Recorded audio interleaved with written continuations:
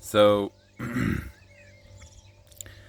reading Earth Grief by Stephen Herod Buhner, and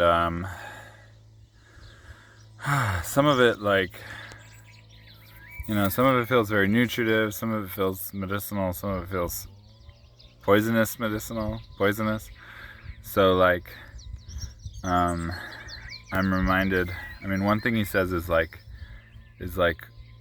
the we want to return to innocence. A lot of people try to avoid pain and grief by optimism, and which he distinguishes from hope, and that we want the world to be safe and warm and whatever and whatnot. And it feels like he has chapters on, or sections on, plastic pollution and microplastics and nanoplastics, and it's incredible.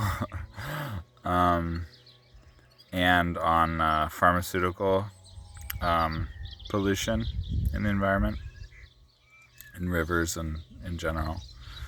And it feels like learning how to metabolize poison. And I like the term, the poison path. I think I heard it from Daniel Vitalis for the first time, and he was referring to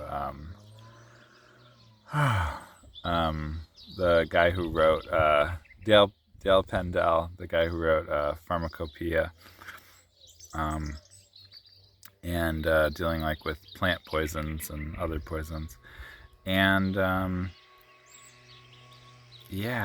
it's interesting because it's there's poison, there's social poison, and there's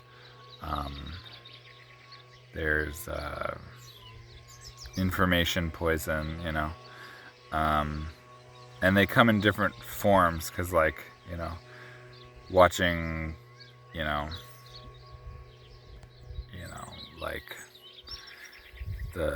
the poison that's produced, by Hollywood and whatnot is, it's often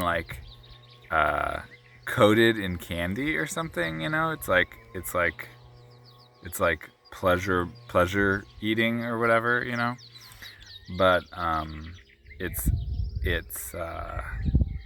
nature is poisonous, and then there's things reading about pollution, for instance, and the state of ecosystems and whatnot. That's actual poison, but it's not candy coated, sugar coated. And